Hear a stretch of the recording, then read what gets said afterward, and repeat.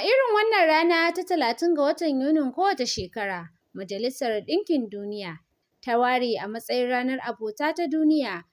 Abota na nufin zumunci ko ƙawance tsakanin mutane biyu ko fiye da haka, wanda aka gina bisa ƙauna, amana, girmamawa, fahimta da taimakon juna, wanda a Turance ake kira friendship.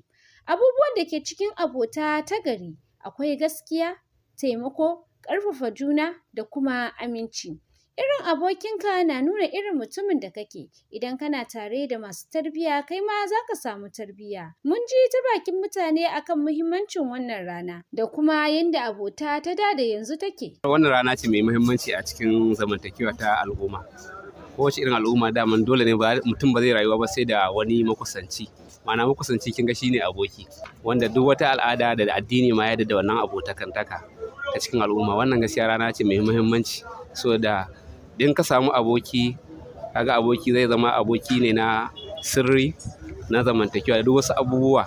Abu ne gaskiya aboki na tasiri a cikin rayuwar ɗan adam sosai.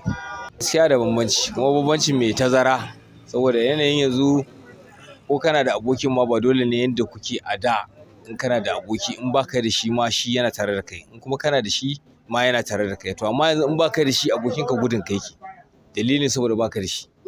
Gani yake idan shi Allah ya hore masa ka ziyarce shi ma za ka ɗora masa wani wahala ce, ba irin da ba. Da ko da yaushe, ko baka da lafiya ko kana da lafiya, ko kana da kuɗi ko baka da kuɗi, kuna tare da shi ko da yaushe. Wannan rana ta abota tana nuna muhimmancin zumunci wajen bunƙasa zaman lafiya, fahimta da haɗin kai tsakanin mutane, ƙasashe da al'adu daban-daban na duniya. Kar ku manta kuna kasancewa da MGR Broadcast domin samun sahihan labarai da rahotanni da zarar mun ɗaura. Fatima Adam Aliyu, MGR. Fatima Adam Aliyu Kawo, MGR Broadcast.